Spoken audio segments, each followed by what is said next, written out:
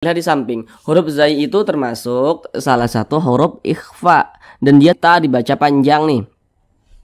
Perhatikan tanda mad atau tanda panjang yang di kotak nomor 4. Nah, kalau kita membaca Al-Qur'an apa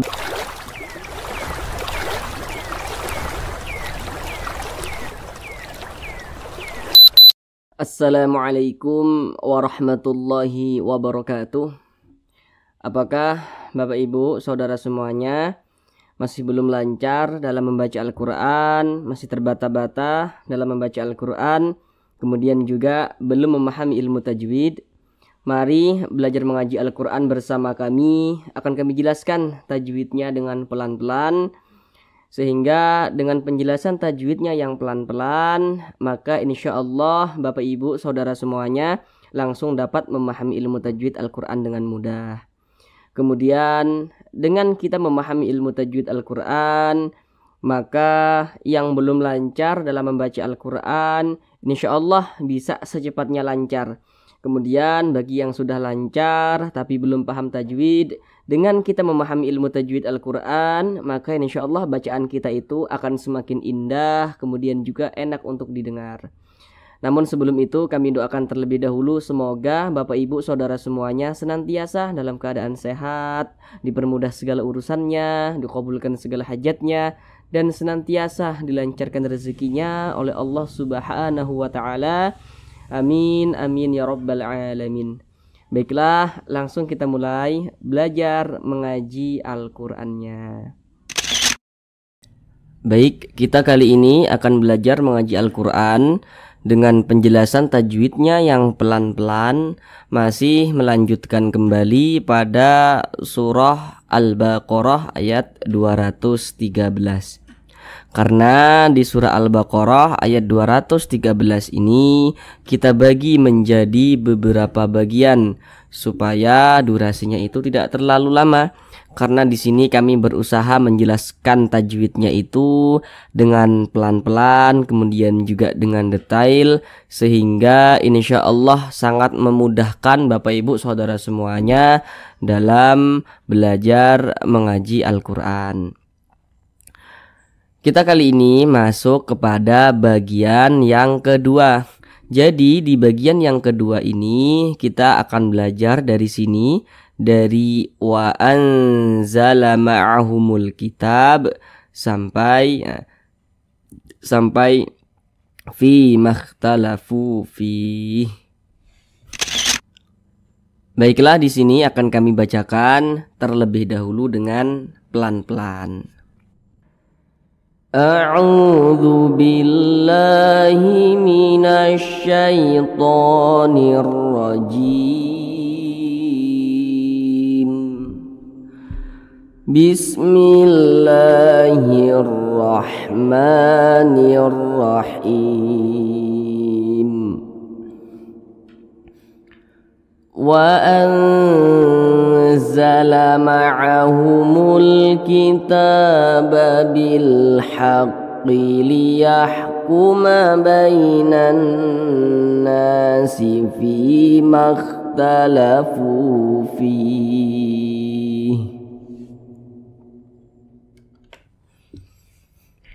Baik, sekarang kita bahas tajwidnya dengan pelan-pelan. Namun sebelum itu seperti biasa ada beberapa hal yang kami sampaikan supaya nanti lebih memudahkan Bapak Ibu saudara semuanya dalam memahami apa yang kami sampaikan. Yang pertama, kalau nanti kami katakan huruf di belakangnya atau huruf sebelumnya, maka berarti huruf yang berposisi sebelah sini, sebelah kanan. Kalau nanti kami katakan huruf di depannya atau huruf setelahnya, maka berarti itu adalah huruf yang berposisi sebelah sini, sebelah kiri. Baik, yang pertama di sini ada huruf nun sukun. Nah, bagaimana cara mudah membaca huruf hijaiyah yang sukun? Nah, karena di antara penyebab seseorang terbata-bata itu diantaranya masih sering salah dalam mengucapkan huruf sukun atau huruf mati, kemudian juga masih sering salah ketika membaca huruf yang bertasydid. Nah, Di sini huruf hijaiyah ini sukun, ini huruf non sukun di sini yang kita temui ya. Tapi ini berlaku untuk semua huruf begitu.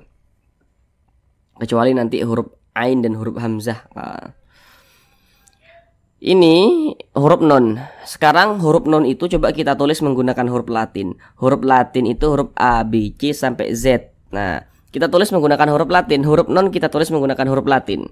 Pasti huruf pertama adalah huruf N, huruf U dan juga huruf N. Nah, huruf pertamanya adalah huruf N. Jadi huruf hijaiyah itu apabila dia sukun ya atau mati, maka huruf Latin yang pertama yang kita ambil. Nah, kalau huruf nun ini kita tulis menggunakan huruf Latin, pasti huruf N yang pertama, huruf N, huruf U dan huruf N. Huruf N yang pertama akan kita tulis. Nah, maka huruf nun apabila dia sukun berarti menjadi huruf N begitu. Maka ini kan ini dibaca A nih ya. A ditambah N maka dibaca an. Nah, waan begitu. Nah, tadi kaidahnya huruf hijaiyah apabila dia sukun atau mati maka huruf Latin yang pertama yang kita ambil. Nah, sampai di sini insyaallah pasti Bapak Ibu Saudara semuanya sudah dapat memahaminya. Bagaimana cara mudah membaca huruf yang sukun. Nah, kemudian ini kan dibaca waan. Akan tetapi karena huruf nun sukun ini berjumpa dengan huruf za, maka N-nya ini dia disamarkan cara membacanya begitu. Namun sebelum itu perhatikan terlebih dahulu di samping. Kalau kita membaca Al-Quran apabila berjumpa dengan huruf nun sukun atau berjumpa dengan salah satu tanda baca tanwin. Tanda baca tanwin itu ada 3. Yang nomor 1 baris 2 di atas itu namanya fathah tain. Yang nomor 2 baris 2 di bawah itu namanya kasrah tain. Dan yang nomor 3 itu namanya dhammah tain. Pokoknya setiap kita membaca Al-Quran apabila berjumpa dengan huruf nun sukun atau berjumpa dengan salah satu tanda baca tanwin, maka kita perhatikan huruf di depannya atau huruf setelahnya, maka terjadilah suatu hukum tajwid. Nah, contohnya di sini yang kita temui adalah huruf nun sukun. Nah, setiap membaca Al-Quran berjumpa dengan huruf nun sukun, kita perhatikan huruf di depannya.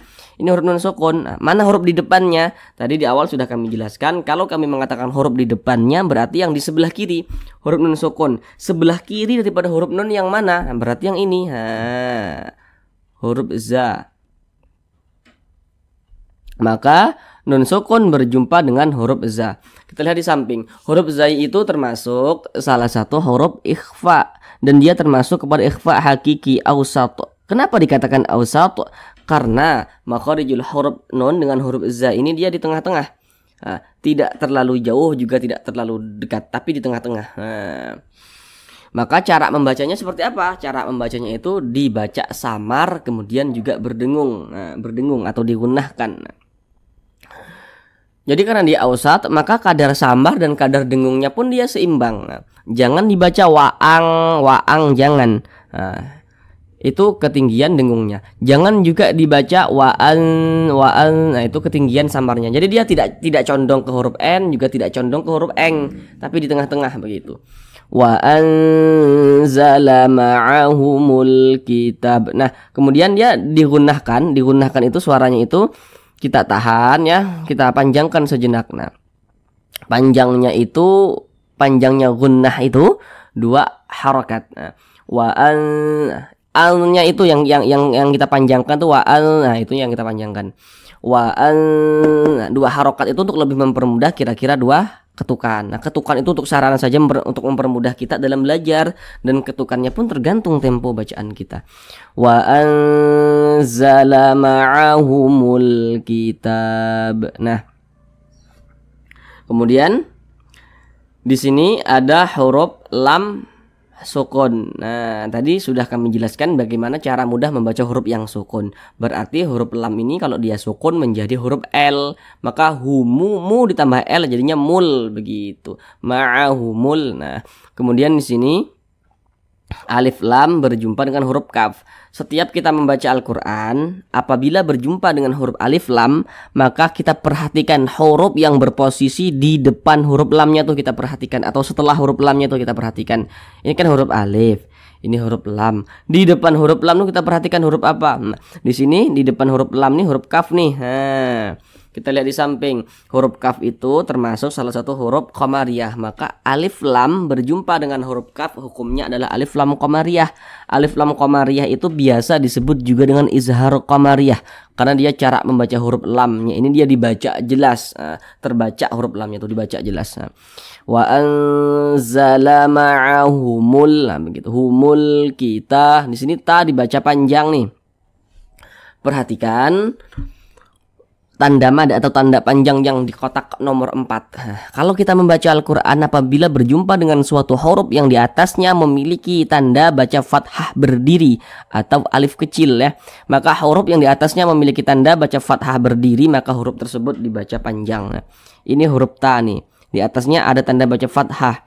Tanda baca fathah atau harokat fathah itu kan mereng seperti ini ya. Bentuknya mereng seperti ini. Tapi kalau tanda baca fathah itu bentuknya berdiri seperti ini, berbentuk alif kecil seperti ini, maka semua huruf yang di atasnya memiliki tanda baca fathah berdiri ya, berbentuk alif kecil seperti ini, maka huruf tersebut dibaca panjang.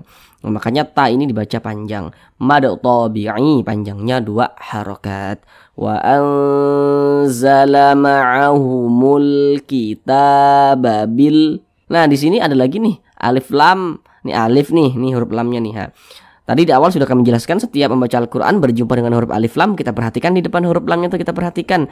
Ini alif, ini lam, di depannya huruf H nih. Nah, kita lihat di samping. Huruf H termasuk salah satu huruf qamariyah.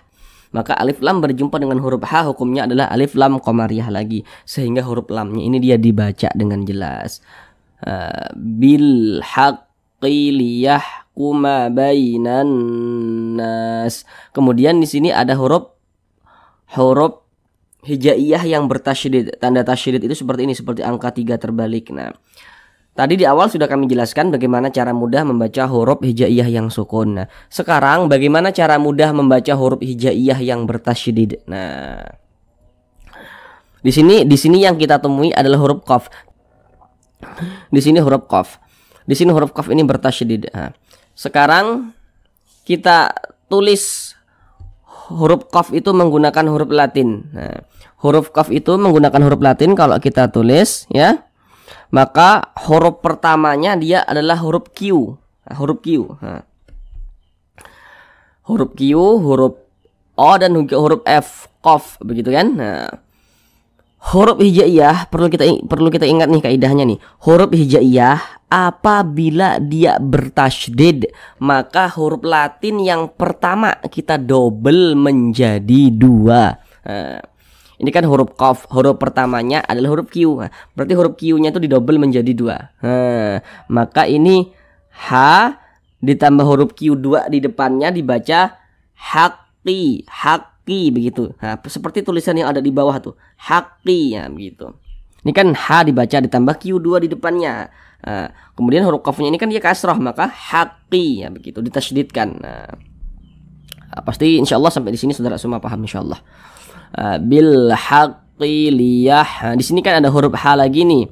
Huruf H ini dia sukun. Nah, tadi di awal sudah kami jelaskan tuh kaidahnya bagaimana membaca huruf hijaiyah yang sukun. Berarti huruf H, ini huruf H, kalau dia sukun menjadi menjadi H, tetap H dia. Karena huruf H itu huruf pertamanya adalah H. Kita tulis huruf H menggunakan huruf Latin, pasti huruf H dan juga huruf A. Nah, maka liyah ditambah H menjadi liyah begitu. Liyah kuma bainan nas. Nah, kemudian di sini huruf ya ini dia sukun. Nah, berarti huruf ya kalau dia sukun menjadi huruf Y, maka ba ditambah huruf Y maka dibaca bai. Ya. Bainan nas begitu, bai. Nah, kemudian di sini kalau kita membaca Al-Quran apabila berjumpa dengan huruf ya yang sukun, ini huruf ya tanda sukun tuh seperti ini. Kita perhatikan huruf di belakangnya. Kalau di sini ada huruf ya sukun, di belakangnya ada huruf yang memiliki tanda baca fathah nih, baris satu ke atas tanda baca fathah namanya seperti ini. Ada huruf ya sukun, ini huruf ya tanda sukun seperti ini. Di belakangnya ada huruf yang memiliki tanda baca fathah, maka huruf ya-nya ini adalah huruf lin. Nah, begitu.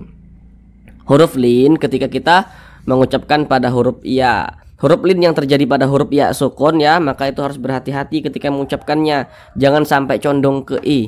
Jangan dibaca bainan nas, jangan. Tapi dilunakkan saja mudah. Bayi. Jangan bayi tapi bayi. Bainan nas begitu. Kemudian di sini ada alif lam berjumpa dengan huruf nun. Nah, kita lihat di samping. Huruf nun itu termasuk salah satu huruf syamsiah, maka alif lam berjumpa dengan huruf nun hukumnya adalah alif lam syamsiah. Maka alif lam syamsiah itu biasa disebut juga dengan idgham syamsiah. Karena dia cara membaca huruf lamnya ini dia dibaca idgham. Jadi huruf lamnya ini kan dia tidak dibaca. Kalau qamariyah tadi huruf lamnya tuh dibaca dengan jelas tuh. Kalau dia syamsiah huruf lamnya ini tidak dibaca, makanya di sini kan tidak ada tanda bacanya nih. Dia langsung masuk ke huruf yang di depannya. Maka biasa disebut juga dengan idgham syamsiah begitu.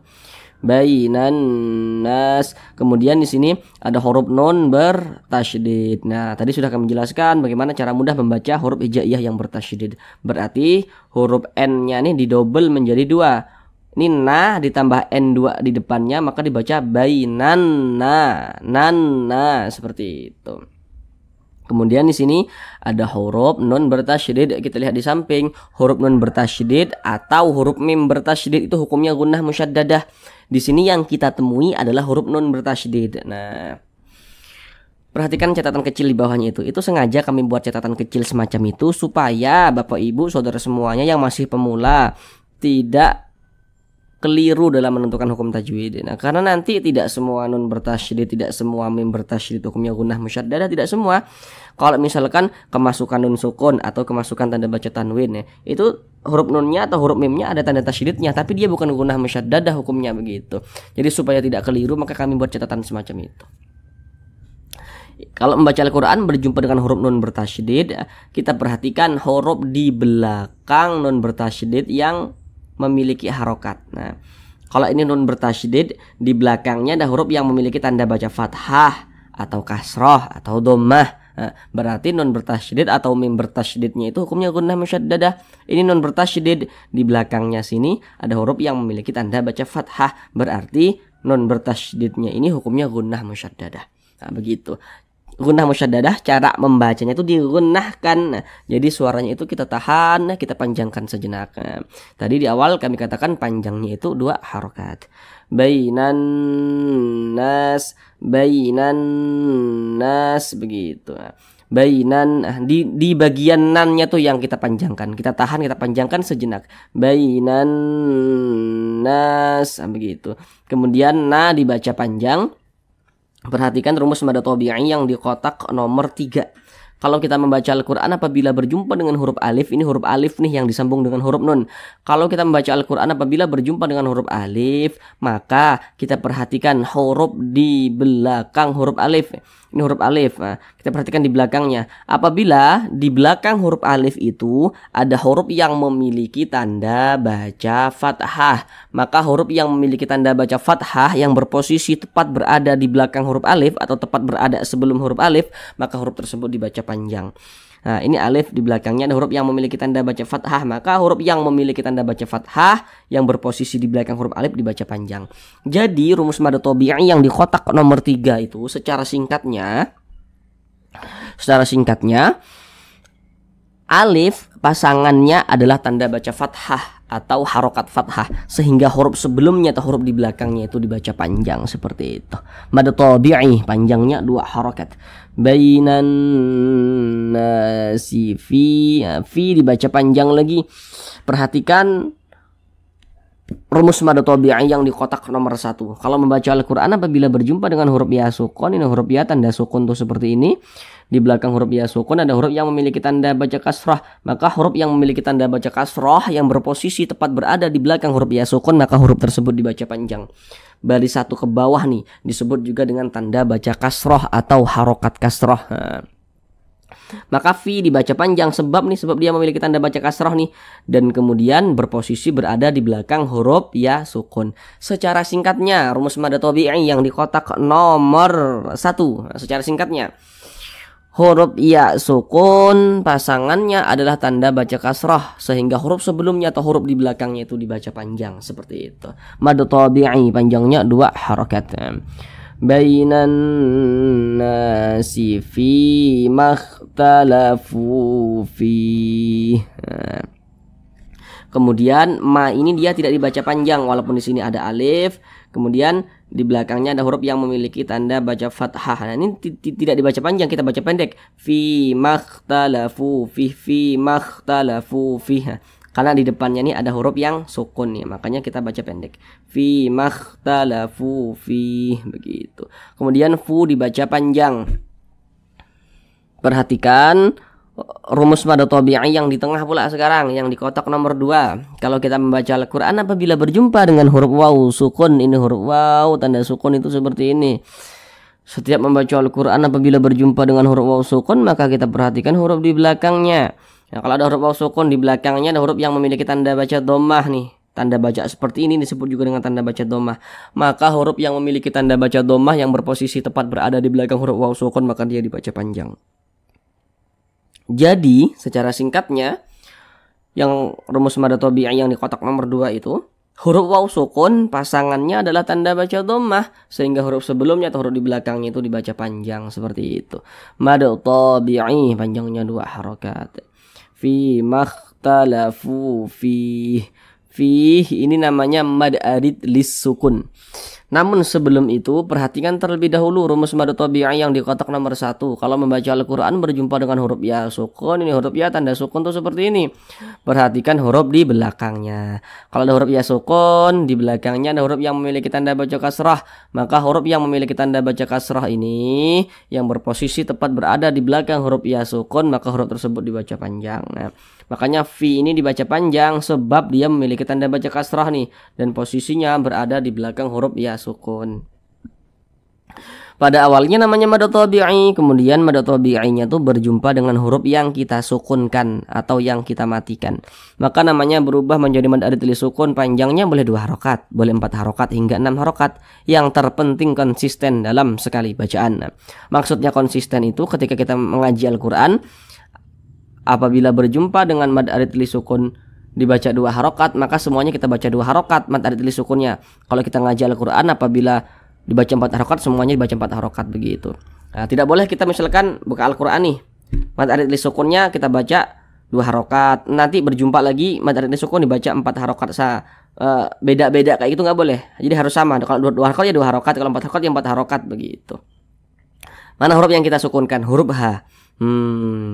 Ini kan kita baca fi, jangan dibaca fihi, jangan dibaca fihi. Kalau kita berhenti atau berwakaf tepat di huruf H, maka kita baca fi.